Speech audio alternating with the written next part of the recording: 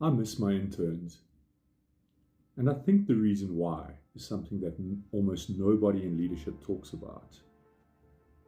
You see, we've been taught that leadership is about authority, getting people to do exactly what you need them to do, hitting the target, meeting the KPA or the KPI.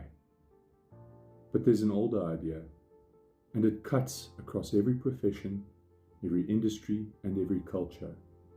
It's this: you can measure a leader entirely by how they treat the people who can't do anything for them. So here are 3 principles I learned working in one of the toughest and yet most rewarding environments you can imagine: South African public healthcare, for over a decade. Principle 1: responsibility flows up. The people underneath you will make mistakes, and the instinct is to make sure that everyone knows it's not your fault, right? But real leadership does the opposite. It absorbs the blame and shares the credit. When you carry the weight of the people who you are tasked to lead, you don't lose authority. You gain something that's worth a hell of a lot more and is essentially priceless. You gain trust. The saying goes that people don't remember what you said and they don't remember what you did, but they do remember how you made them feel. Something to think about. Principle 2: give before it's earned. Most people wait for someone to prove themselves before investing in them. Makes sense, right? Flip it. Assume the best before you've been shown the best. The person who everyone calls difficult is usually just somebody that nobody has taken the time to try and understand. Give them dignity first and watch what comes back.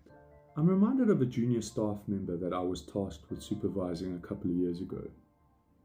When they were handed over to me, it came with an apology from the powers that be. Essentially, this person had a reputation of being extremely difficult. I made it my mission to try and figure out why. I sat this person down and asked them a few questions, just about themselves, trying to figure out and find out what may have been going on.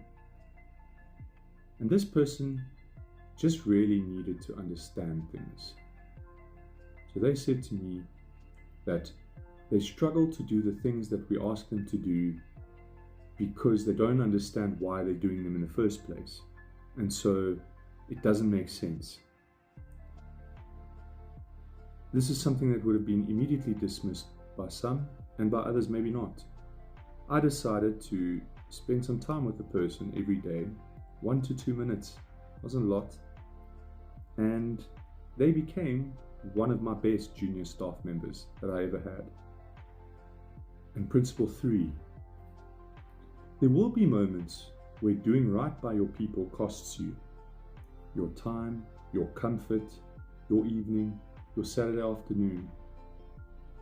That is leadership. Christ didn't lead from a throne. He led from a towel and a basin, washing feet. Stinky, ancient feet. If that's the model, then leading is serving. Full stop. You don't have to be a Christian to feel the truth of this. A CEO, a foreman, a parent, a teacher, the principle holds. How you treat people who cannot repay you is who you are. Everything else is just a performance.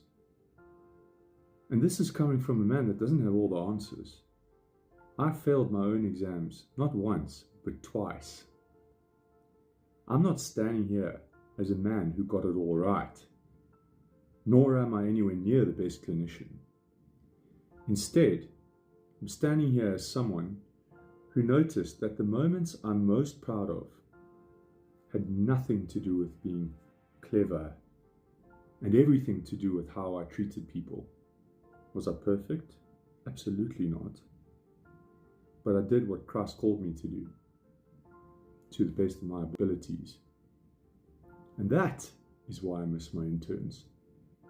And that is also what this channel is all about. Leading like it actually matters. And if that resonates with you, stick around. There's a lot more coming.